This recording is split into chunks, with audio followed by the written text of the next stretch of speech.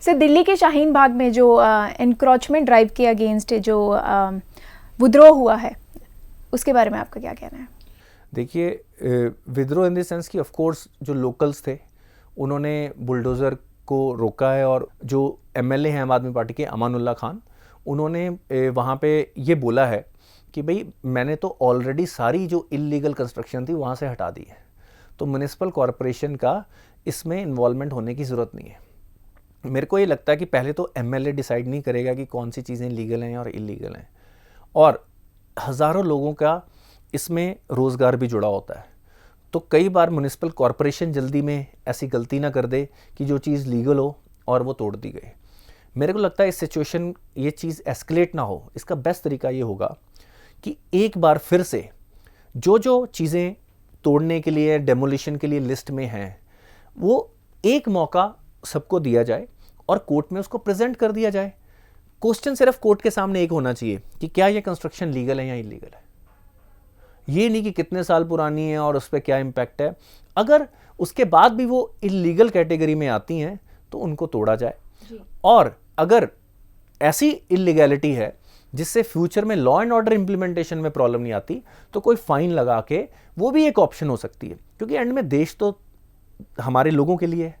वो लोग चाहे किसी भी कम्युनिटी के हों, हालांकि वहाँ पे हर कम्युनिटी के लोग रहते हैं, पर कुछ मीडिया आउटलेट्स इसको ऐसे प्रोजेक्ट कर रहे हैं जैसे ये किसी कम्युनिटी के अगेंस्ट है। एक्चुअली ये सिर्फ और सिर्फ इलीगल कंस्ट्रक्शन के अगेंस्ट है, बट स्टिल क्योंकि वो हमारे ही लोग हैं, इसको एक बार फिर से एक क्लैरिटी ले ली जाए, पर टाइम बाउंड कि 3 महीने के अंदर अंदर कोर्ट के सामने ये लिस्ट दोबारा जाएगी। और क्यों, देखो मैप्स होते हैं, मास्टर प्लान्स होते हैं, बहुत ज़्यादा टाइम नहीं लगता पता करने में कि कौन सा लीगल है। और मैं जो बड़े मीडिया हाउसेज हैं, मैं उनको भी ये बोलूँगा कि हर ड्राइव को, जब भी हमारी गवर्नमेंट मशीनरी आज की डेट में कोई स्ट्रिक्ट एक्शन, क्योंकि देखो अब जैसे करप्शन ख़त्म करनी है तो स्ट्रिक्ट एक्शन होंगे। जब आप पैसे ही नहीं खा रहे तो जो इलीगल चीज़ें आप उसको तोड़ोगे। तो जब भी कोई स्ट्रिक्ट एक्शन हो उसको कम्युनिटी की नज़र से देखना बंद करें।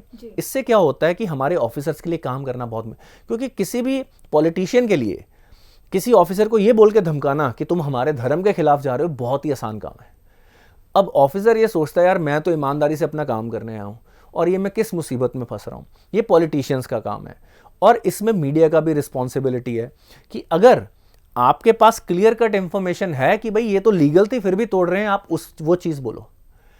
और जब तक आपके पास पूरा प्रूफ नहीं है कि ये किसी कम्युनिटी के अगेंस्ट कोई एक्शन है, किसी पॉलिटिकल बंदे का नैरो माइंड भी हो सकता है, पर बिना प्रूफ के आप इल्ज़ाम नहीं लगा सकते। इससे आप क्या करते हो, ओवरऑल नेशनल लेवल पे इस खबर को, आप एक एरिया की खबर को आप पूरे नेशनल लेवल पे चला के और उसको दिखा के कि शायद किसी कम्युनिटी के साथ खिलाफ हो रहा है।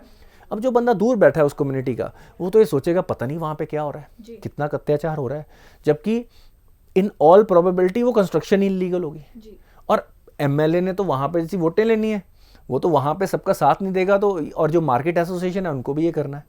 ठीक है, तो इसका पर्पस ये होना चाहिए किसी भी न्यूज़ को चलाने का कि अन्याय ना हो। लोग बड़ी बार बोलते हैं जी हमें बायस नहीं होना चाहिए।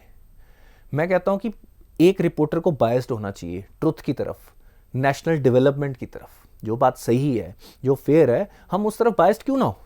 We can't be unbiased towards कि 2 लोग बोल रहे हैं और जब आपको पता है कि एक बात सही नहीं है, लीगली नहीं है, आप फिर भी बोलो कि भाई मैं तो दोनों का पक्ष रख रहा हूं। अब आप तब भी बराबर दोनों का पक्ष रखोगे तब तो आप इलीगल बात का साथ दे रहे हो। अगर एक गवर्नमेंट की ड्राइव है, उसके साउंड रीजंस हो सकते हैं, आप उस साइड को भी तो देखो। जस्ट बिकॉज आपकी एक आइडियोलॉजी है, आप उस गवर्नमेंट एक्टिविटी के खिलाफ उस आइडियोलॉजी के लेंस से देखोगे तो आप देश का नुकसान करोगे।